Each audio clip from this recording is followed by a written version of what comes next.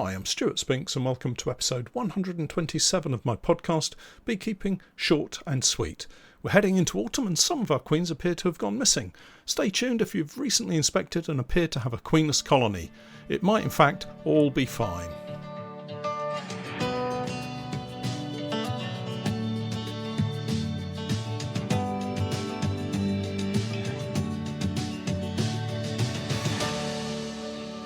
Beekeeping Short and Sweet, a beekeeping podcast for the inquisitive beekeeper with a short attention span.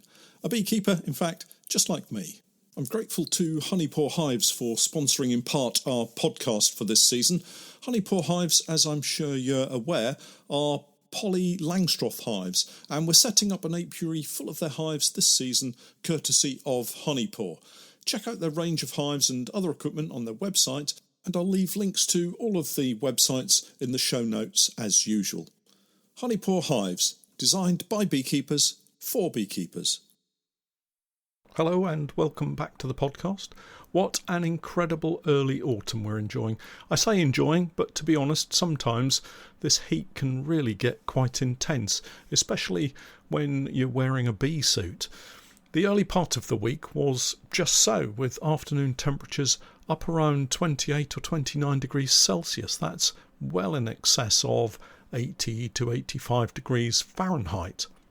I find I have to check myself, of course, and not get too over the top, because I know many of you listening outside the UK will have daytime temperatures well in excess of that, and there have been some terrible wildfires around the globe causing destruction and suffering on a scale that, quite fortunately, I don't think I will ever experience. I do think this will be the last very hot week for this autumn. Certainly the forecast is for cooler conditions as we head into the weekend, and then temperatures drop to around 20 degrees Celsius or below. That's about 68 degrees Fahrenheit.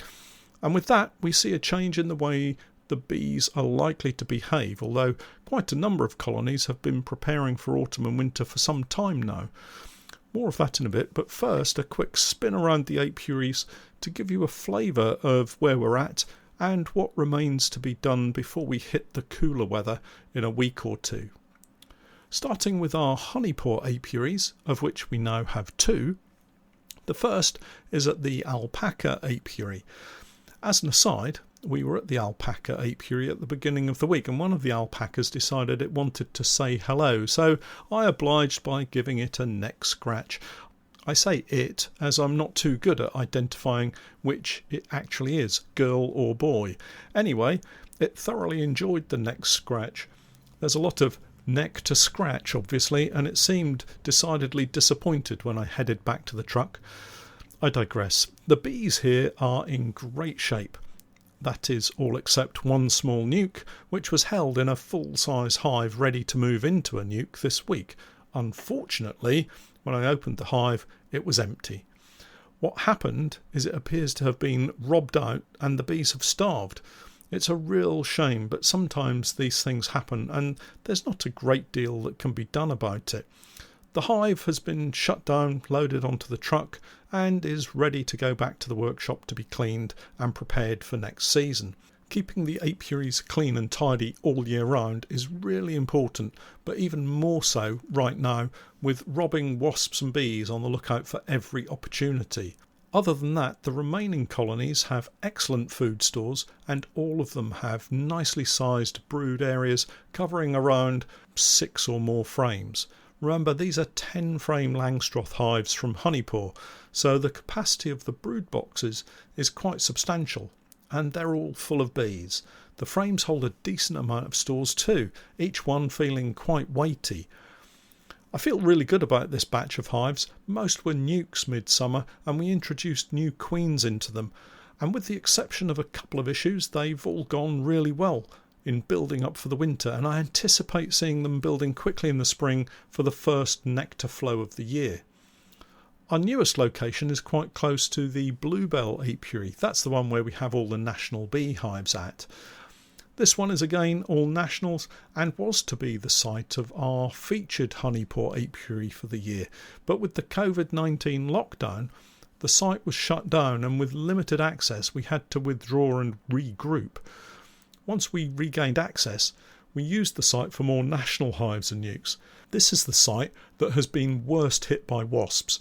We've had one nuke wiped out, and all the other colonies have been on high alert, constantly being hawked at the entrance with wasps trying to sneak in at the sides. We visited a week ago and reduced all of the entrances with small strips of foam to help. This not only makes it far more difficult for wasps to slip in unnoticed, but also causes something of a bottleneck, which means lots more bees at the entrance ready to fight off the wasps when they descend and land outside the hive. The bluebell apiary has been interesting throughout the summer months. We've had some quite defensive colonies here, and trying to tackle them has been a real challenge. Add to that the introduction of Gary's hives, and we went from bad to worse. We did manage to split the very worst colony into several nukes, as Sod's Law dictates. It was not just the nastiest colony, but I had also managed to get it set up as a double brood. Double brood, double trouble, and they were quite feisty when I split them down into nukes. Each one received a new queen, and apart from one casualty, all the rest have settled down, and with that the colonies seem to have quietened too. Hopefully that will continue over winter and into the new season, when we again open them up and see how they behave. Our biggest, strongest colony of the early season also found its way to this apiary, and you may recall I nearly killed them when they were on the oilseed rape. We removed all bar one of the supers, leaving a brood and a half set up with what I thought was more than enough food. However, within a week they had devoured it all and were on the brink of starving when we inspected them again. They recovered quickly, but not enough to give us a full double crop. We did get a total of 7 supers off them for the year, so I can't really complain too much. Other than that, the apiary is set up with a mixture of swarms and created nukes, all of which are in good shape, with the exception of one that's showing early signs of chronic bee paralysis virus, so I'll be having another close look at them once more before we shut everything down for the winter, and if needed, they'll be destroyed. Moving on to our allotment apiary, it's a little overcrowded. We've got 2 apiaries here, side by side, but to be honest, it's one big apiary divided by a track used by the allotment holders, and it's nice to have the break as it makes for a convenient point at which to pause for a drink between inspections. It's a site we have to make changes to anyway this winter, as the local council wants to open up the area, remove some trees and bushes and put some seating in for local residents. I'm not sure they'll appreciate some of the rather feisty colonies we have here, so a complete overhaul of what colonies we have and where is going to be required. And this is an important point that sometimes beekeepers forget. Not everyone loves to be around honeybees, and some people are even scared of them. I know it's hard to understand, but it's true.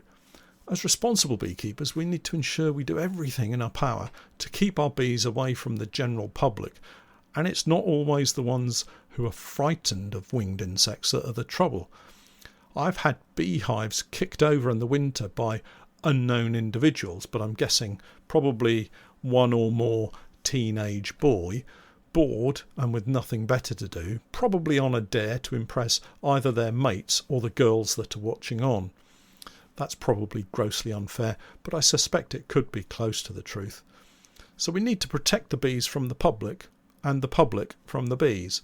Anyway, I think I shall have to move the bees completely away so the work can be carried out, and then negotiate bringing them back in some form or other. I'd like to keep the bees at this site, as it's always been super productive for me. The bees here are fine. We have a mix of hive types, commercial, national and a couple of Langstroths. The honeypore hives will be moved to be with the other Langstroth hives, and we'll rejig the others accordingly. It's all looking fairly good here too, just one smaller colony that we might have to unite, and a Queenless Langstroth nuke that needs to be united with its neighbour. Another current problem site is our university location. It's a problem because the padlock on the gate has been changed and I wasn't told. It's always frustrating when you turn up at a location with a plan in mind and then find you have to spend hours trying to arrange for someone to come along and let you in. The task here was really to check on a polynuke that had been blown over by the extremely high winds we've recently had. Amazingly, it was in great condition, and apart from the poly roof having a chunk out of one edge, all was fine. Apart from having a walk around the hives to make sure there wasn't any wasps causing problems, I had a pile of spare kit left over from the summer that I wanted to remove back to the unit to keep it dry and clean. There is just one colony here that I wanted to have one last look at, as they produced a new queen a short while back, and I just need to make sure that the laying pattern is good. By that I mean that there's lots of worker brood and not a mess of drone brood throughout the hive. The Fishing Lakes complex is home to 3 apiaries, and here we have all manner of hive types, and something I have to really get to grips with. It's not a huge issue, as I do have plenty of kit for each hive type, but having to carry everything around just in case it's needed can be a bit of a pain. And of course, it's always the hive type I've forgotten that needs the super or the queen excluder. The 14 by 12 apiary also houses the top bar hive, and all seems to be doing well, but it's this apiary that has thrown up an example of what appears to be a queenless colony. And that's what I was talking about in the introduction. And for beginners, at this time of the year, it can cause an awful lot of worry. The background is that we put treatments into the nukes and hives a few weeks ago, and also added some food to all of them. For the most part, they're doing fine, but a few of them have been on what we call a brood break. This is where the queen stops laying eggs completely, to the point that there's no open brood anywhere to be found in the hive. For the beginner beekeeper, this can be quite an alarming situation, especially if you're also feeding your bees. Because what happens is the bees will take the opportunity to gorge themselves on the feed and pack it into every vacant cell in the hive or nuke, giving the appearance that there's no queen present. The best thing to do is to pause feeding and give them a week or two. What you'll probably find is that the workers will respond to their queen by clearing out a patch of cells for her to start laying eggs in again, and with a few days you'll have a nice growing patch of brood and your worries will dissolve away. That, or you'll be hopelessly queenless and the colony will die. Such is the way of beekeeping, unfortunately. What you have to do is develop an ability to read the combs, and that comes with experience and chatting to more experienced beekeepers you can trust. Here, I'd like to throw my hat into the ring and suggest, if you haven't already, signing up to my Patreon page for lots more content, tips, techniques, and vitally, support. Anyway, the brood break has likely been caused by the treatments. Not all the colonies have been affected, but enough to make it unlikely to be coincidental. If you find yourself in this position, just pause and have a think about what's been happening recently. Have you been treating them, and what might have caused the brood break, rather than immediately thinking they're queenless and rushing onto the internet to buy more queens. So, all the colonies at the fishing lakes are queen right, with the exception of one. It was the remnants of a summer swarm, and the queen has become a drone layer. I was thinking of uniting them with another colony, but as I type this I was thinking I may change my mind and give them a new queen. I have several nukes to overwinter, so I have the availability, but then it's a spring nuke sale that I won't have. I'll have to report back on what I decide, I think. There is one other small colony, a nuke, that has chronic bee paralysis virus in this apiary, and I'm going to destroy that one in line with my policy for CBPV. Finally, we have our farm apiary to the south of Norwich. These are all honeypore Langstroth hives, and they are in fantastic shape.